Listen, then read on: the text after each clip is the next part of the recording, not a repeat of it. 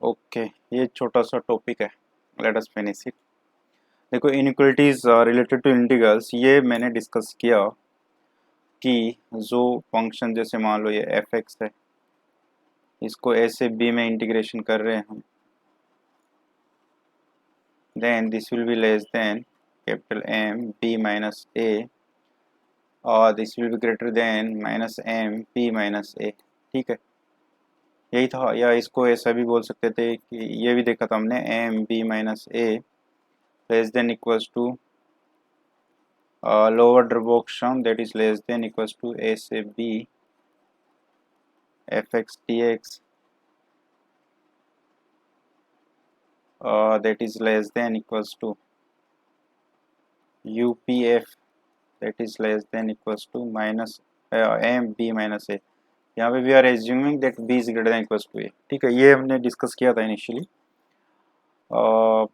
या जब Darboux sum derive किया था मैंने, I discuss these things that time, right?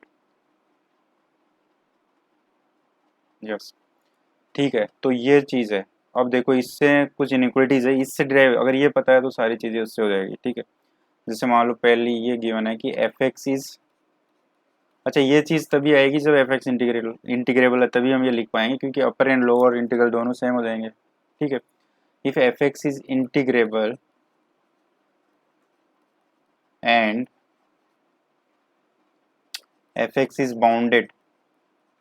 ठीक है, यहाँ पे जो small M and capital M है ये बाउंड ही है एफ के। ठीक है, so F is bounded, then integration a to b fx dx is equals to mu times b minus a, where this mu belongs to small m and capital M के बीच में, basically इनके bounds के बीच में लाई करेगा। ठीक है, small m and capital M और nothing but bounds of function. ठीक है, सो ये होगी, सिंपल सी बात है ये। तो कैसे हैं देखो, क्योंकि जो a to B F X D X है वो small m b minus A और capital M b minus A के बीच लाई कर रहे हैं, तो इसको इक्वल कर सकते हैं म्यू के, where mu is nothing but M और कैपिटल एम के बीच में। सिंपल इसी चीज को लिख दिया। ठीक है, सारी इनइक्वालिटीज इससे डिराइव हो जाएगी। ठीक है, मान लो F X is continuous and integrable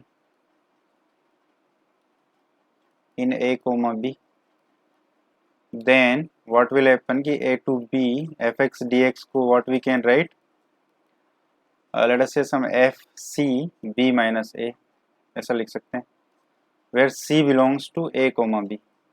ये इसलिए कर पा रहे हैं, देखो ये दिस इज नथिंग बट जो फर्स्ट पॉइंट है वही है ये, क्योंकि फंक्शन हमारा कंटिन्यूस है, ये ए से बी के बीच में फंक्शन कंटिन्यूस है।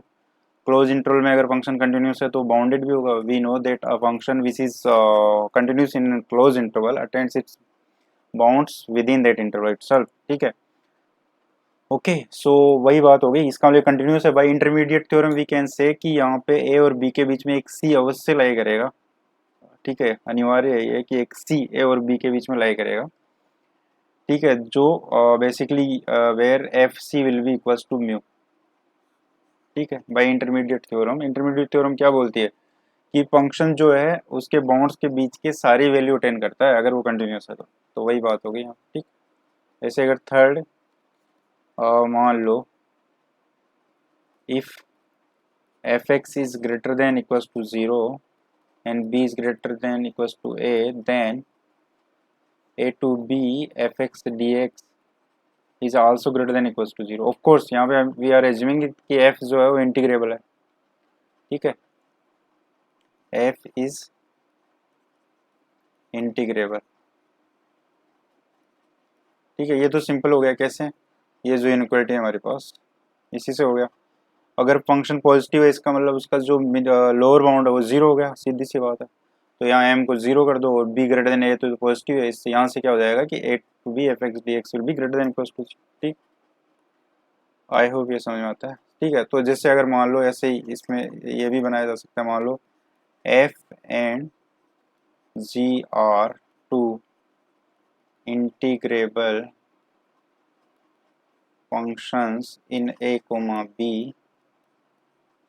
such that f is greater than equals to g या F X is greater than equals to G X for each X belongs to A comma B, ठीक है, then integration a to b fx dx will always be greater than equals to a to b gx dx। Simple सी बात है, इसमें क्या करेंगे हम H x assume कर लेंगे एफ माइनस जी एक्स, ठीक है, और this is nothing but F X minus G x.